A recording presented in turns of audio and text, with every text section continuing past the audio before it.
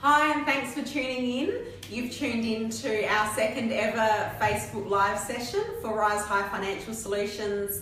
Our mission is to empower you to achieve your financial dreams and goals. So we're hoping that these Facebook sessions enable you to do that, and we'd love you to interact with us. And this is your opportunity to ask any questions you have, and we'd be more than happy to answer them to the best of our ability.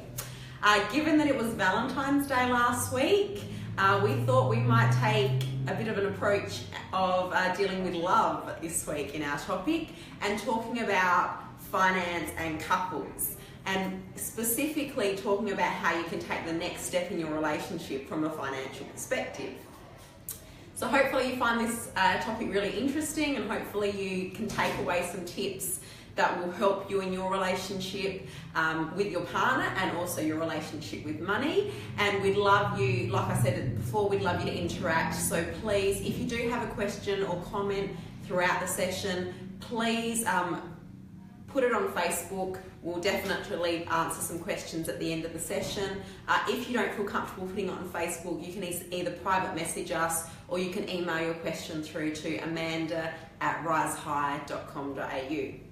So before we get started in today's topic, I just want to remind you of a couple of things. As you know, we are huge on financial literacy education. That's why we run things like Facebook Live, but we also run a series of free educational seminars for adults. And we've got two in particular that are coming up, which are definitely not to be missed. We've got one next Tuesday night on the 28th of February, which is really property investment fundamentals. So this is a great one to come to if you are thinking about property investment, or maybe you already have bought one or two property investment properties, but you're not really sure how that's going to help you or how you can take it to the next stage of ensuring that it really helps you achieve your goals. The next seminar that we're running on the 28th of March is actually for those of you who really want to buy a property and you don't know what type of property to buy. You're really confused about whether you should buy a new or old or apartment or townhouse or a big block of land. We're going to cover all the pros and cons and help you to determine what is going to be best for you. So definitely jump on our website, risehigh.com.au, register yourself for the seminars. They're free. We'd love you to get involved.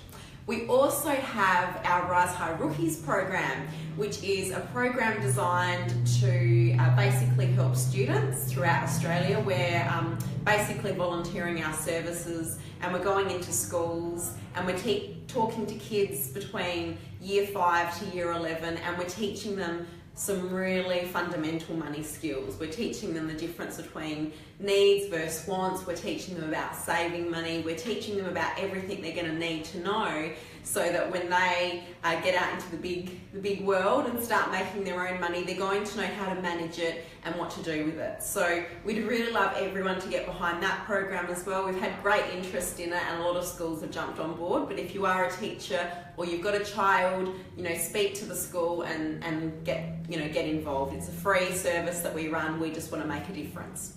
So let's get back to the topic. As I said, it's Marissa from Rise High Financial Solutions. Last week was Valentine's Day, so we've decided to talk about love and relationships this week in relation to money. So basically the topic today is how you can take that next step in your relationship from a finance perspective. And this can actually be really scary for most couples. In fact, some couples it's a bigger step than actually getting married. Often you'll see, couples that will actually be willing to take that step of getting married or having a baby, and they still want to keep their finances separate. So it can be a very scary and big step for most relationships. And financial stress can often break relationships. So it's really important to try and make sure you're on top of this from the beginning, so that you don't let financial stress get in the way of a great relationship. So I've got a few tips that I want to share with you, and I hope they help. And we'll get started. So specifically, I've got 3 main tips. My first one is what you should be doing before you even consider merging your finances. So I guess, like everything in a relationship, open and honest, regular communication is absolutely essential. Okay, the sorts of things that you need to talk about with your partner is you need to talk about your spending habits. Now, if you've been with your partner for a while, you probably already have a bit of an idea of their spending habits. You know, are they a saver? Are they a spender? You know, I often find when I meet couples, there's generally one person in the relationship that's a bit more of a spender and one person in the relationship that's a bit more of a saver. This can add excitement to the relationship as the spender and saver learn to, learn from each other, but it can also add a bit of stress. So it's really important to be open and honest with your spending habits and also your financial goals. You know, what are your individual financial goals and what are your joint financial goals? I think if you can have that open discussion with your partner, you're going to find it a lot easier to, you know, have a really good, healthy relationship in terms of money when it comes to your relationship. I also think it's important to talk about things that you're not willing to compromise on and things that you are willing to compromise on. Like, for example, you may not be willing to compromise on going to the hairdressers once a week to get your hair blow dried, but there may be other things that you are willing to compromise on. So just having that discussion initially will just help to open up the gates to enable you to be open and honest about your finances. I think also you'd like to talk about how you would like to manage money now and in the future. And when you're having these discussions, it might be early on in the relationship. You may not be at a point where you are ready to merge your finances, but even just having these discussions early on in the process will help you to learn more about your partner and also help you to learn what steps you're going to have to take when you are ready to take that leap. I think really this stage is just about getting on the same page, understanding each other and, you know, committing to a partnership rather than one person taking control and the other person in the dark. You know, we often see couples where perhaps one person is really taking the lead on managing the family or the couple finances. And the hard thing about that is that, you know, the person that doesn't really understand, they're really feeling in the dark and they feel quite confused and stressed about it. Managing your finances as a couple should be a joint thing. Whilst one person may, you know, decide to take a little bit of control, it's really important that both people in the relationship understand what's going on, that they're both, you know, party to the decisions and that you're doing it together. And it can really strengthen your bond in your relationship if you can make this work together. So step number one is definitely have open, honest communication. Make sure you understand each other and definitely keep communicating about all of the things that I've just mentioned. Secondly, second tip, I suggest you use a staged approach to merge your finances. So don't feel like you have to do it all at once. There is ways that you can just gradually ease in to combining your finances. For example, you might start by having a joint account for perhaps a joint savings goal. For example, you might be getting married, or you might have decided that you want to buy a house together, so you're saving for a deposit on a house, or you might want to go on a holiday together, so you might have a joint account to save for the holiday. You might also, from that joint account, you might also use that money for joint expenses. Like, for example, if you're living together, there might be some expenses that are joint and you'd like to have a joint account to manage those. But then you might still maintain separate accounts for your separate expenses and your individual savings goals. You know, this is a good way to ease into combining your finances whilst you're still learning about your partner's spending habits and your partner's money habits. You know, many couples do like to have separate savings accounts even as the relationship progresses, particularly if, like I said previously, there's a spender and a saver, and perhaps you save at different rates, or perhaps you earn, you know, very different incomes. There's nothing wrong with that, and I think that, you know, it's just, once again, it comes back to having open and honest communication about how you want to run things. But ultimately, if your relationship is going to move forward and you do want to start a family together, there are going to be a lot of expenses and a lot of, you know, big ticket items that are going to be joint. So you are going to have to get to a point where you do feel comfortable combining your finances as a couple. So hopefully the tips today will help you to do that. There are ways that you can do things if you want to protect yourself a little bit in the early days. So say for example, it is early on in the relationship, but you have decided that you'd like to have a joint account, and perhaps the joint account is saving for a holiday. And perhaps you decide that you'd like to have a joint account and you're both going to put an equal amount in, and that's going to be your saving funds for the holiday and cover your accommodation, your flight, your spending money. Perhaps you want to make sure, both you and your partner, that you don't go crazy with this money and spend it on something else other than the holiday.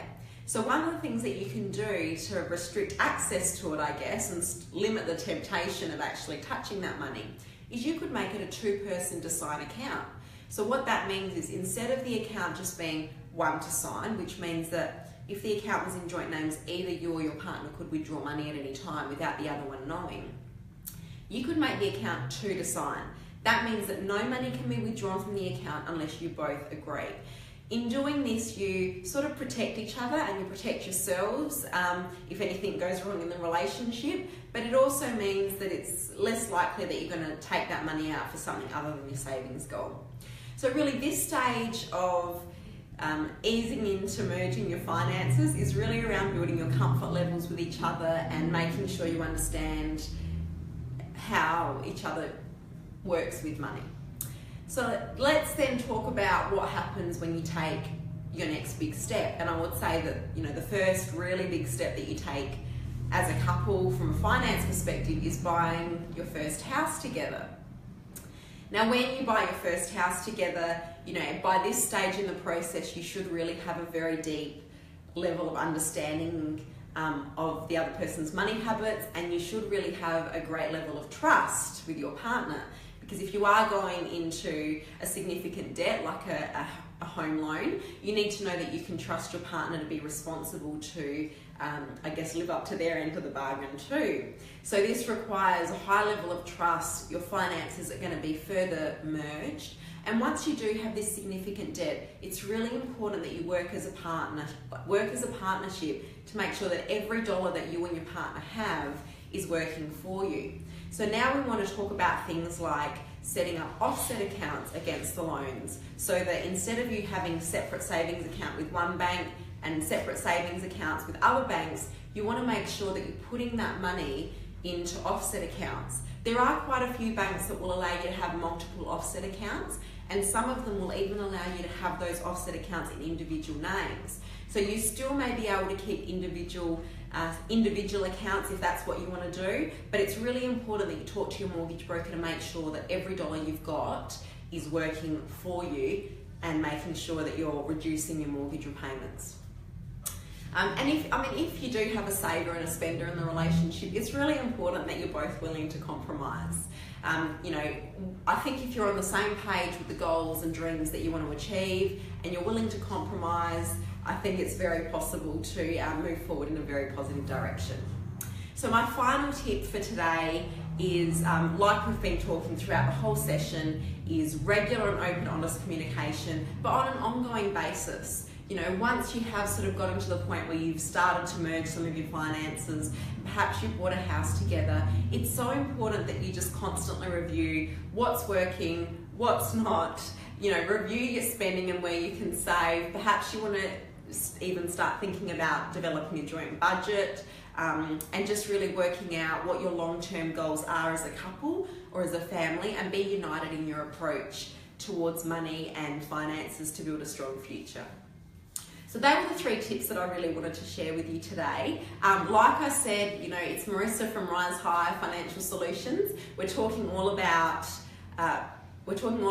finance and couples today. So if you have any questions, now's your opportunity. I think we've already got a few questions that have come through, and I've got Amanda here, she'll read them out. So we'll start answering some of those questions now. All right, Marissa. Katrina has asked, what is the best way to plan for the cost of children's education?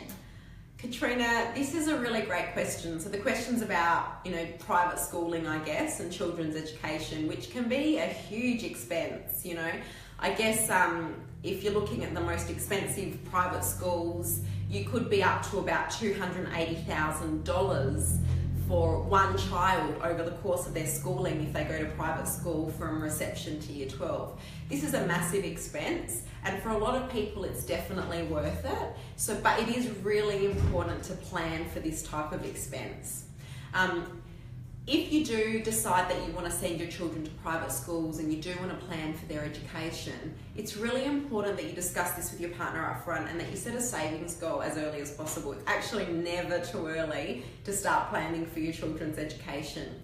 So for example, one of the things that you could do obviously is put some money aside every week or every month in a savings account, and obviously that will grow over time. The other option that you've got is that you can actually put the same amount of money and invest it into perhaps shares or property. If you do find a low risk investment strategy that you can invest that money in, you may find that the money grows a lot quicker and that you're able to achieve much better financial results that will get you there sooner with supporting your goals to send your children to private education. If you are interested in learning more about that, our seminar next Tuesday, the property investment seminar, will definitely be a really good one for you to attend. But just to give you a rough idea, if you put, if you want to save $280,000 effectively to put your kids through private schooling, that's gonna result in having to save about $900 a month, based on in a cash account, even with compounding interest, and you'll have to do that for about 18 years. So you'll pretty much have to start saving that money from the day the child's born.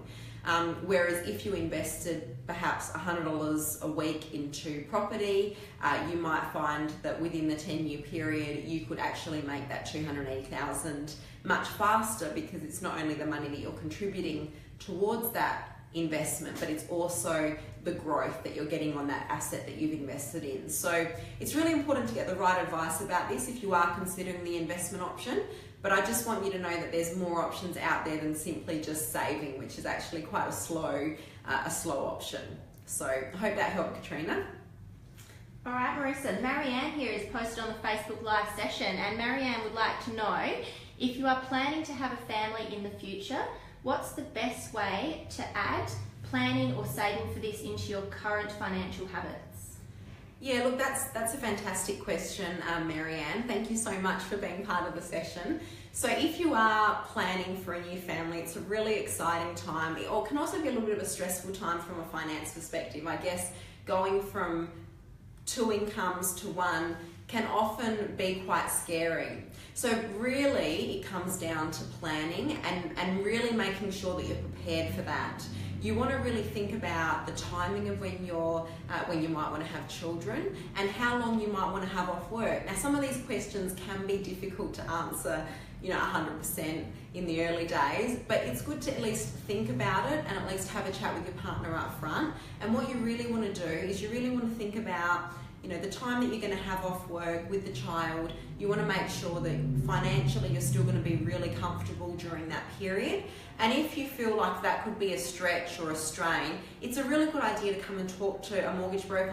We could help you in the team to sort of work out if there is something that we can do to help you. Perhaps you can reduce your mortgage repayments, and that might help get you through. Or some couples even actually decide to borrow a little bit more against their home if they've got equity, which helps to, bridge the gap of whilst they're on maternity leave. So I think it's a matter of planning. Make sure you get the right advice up front. Once again, it's one of those things, it's never too early to start planning for these things. So I would really recommend that if you've got those plans in mind, that you do sit down with someone, talk about what you're thinking, and make sure that you've got the right advice and the right vehicles in place to ensure that you can achieve what you want to achieve. I hope that helps, Marianne. Thanks, Marissa. Okay, Demi's asked us a question here.